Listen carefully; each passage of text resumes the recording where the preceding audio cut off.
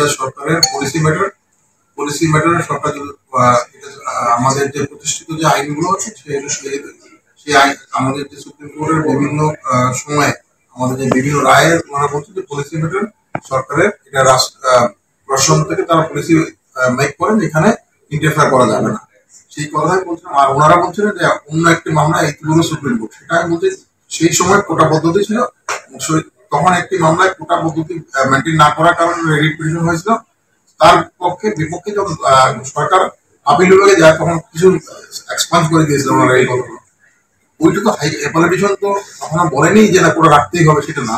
Walton fridge কিনে অনেকের মতো আপনিও হয়ে যেতে পারেন মিলেনিয়াল, সেরা পণ্যের সেরা অফার।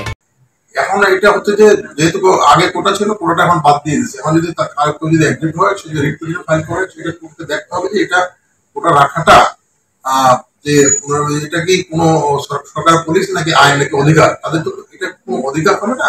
যদি কোনো পলিসি যদি গভর্নমেন্ট চেঞ্জ করতে চায়, সেটার কারণে কারো কোনো অধিকার জন্মায় না। পলিসিতে কোনো কিছু দিলে সেটা যখনই পরিবর্তন করবে সরকার এটা পরিবর্তন করতে পারে। আমাদের যে জেনারেল প্রসেস একটা আছে, সেখানে সেকশন 21 অনুযায়ী যিনি যে আদেশ দেন তিনি তা প্রত্যাহার করে নেওয়ার ক্ষমতা রাখেন। তবে যদি কারো অধিকার থাকে তো সেই অধিকারটা নষ্ট করা যাবে না। এখানে কারো কোনো অধিকার জন্মায় নাই, এখানে কারো কোনো অধিকার জন্ম নেই, কারো বলে নাই যে না যারা যারা এখানে সুযোগ পেয়েছে তাদের বাদ দেওয়া হলো, তা না। বলছে এখন তো এর কোটা রাখা হবে না, ভবিষ্যতে আর কারো ওই যেদিন আদেশ দিয়েছে তার পরবর্তীতে কোনো কোটা রাখা হবে না। যাই হোক, হাইকোর্ট ডিভিশন যেহেতু রায় দিয়েছেন, দিয়ে ওটাকে রুল অ্যাকসেপ্ট করেছেন, আমরা আজকে গিয়েছিলাম চেম্বার জাজে।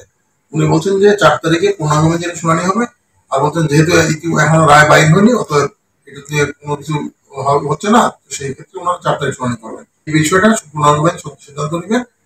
যে কোনো বিষয়ে পূর্ণাঙ্গ বেঞ্চের দায়িত্ব হচ্ছে মানে ফুল কোর্টের না, মানে আপিল বিভাগের আদালত যেটা আছে তার হচ্ছে দায়িত্ব এটা শুনানি করে। আমরা যখন নিয়ে যাই তখন ওই আদালত যখন শুনানি করেন, সেই শুনানি করে ওনারা যে আদেশ সেটা হচ্ছে আদালতের আদেশ।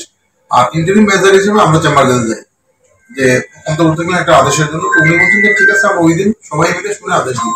এই বারবার চেয়েছি, কারণ কি এটা যেহেতু গভর্নমেন্ট ইতিমধ্যে সিদ্ধান্ত নিয়ে এটা সেটেল করে ফেলছে, এটাতে সেটেল হয়ে গেছে, এটা আবার একটা এটাতে নতুন করে কথা উঠবে, নতুন করে আবার বিভিন্ন ধরনের বিভ্রান্তি সৃষ্টি হতে পারে। এইসব কারণে বলছে যে এটা এখন স্টে থাকুক। যদি ওনারা আপনারা সুপ্রিম কোর্টের আপিল বিভাগ শুনানি করে যদি মনে করেন যে না এর আগে ঠিক আছে, তখন আপনারা দিবেন। কিন্তু এখন তো ওনাদের কোনো স্টে নাই, কিছু ছিল না, হাইকোর্টের রুলেও ছিল না, সেই কারণে আমি এটা বলছি।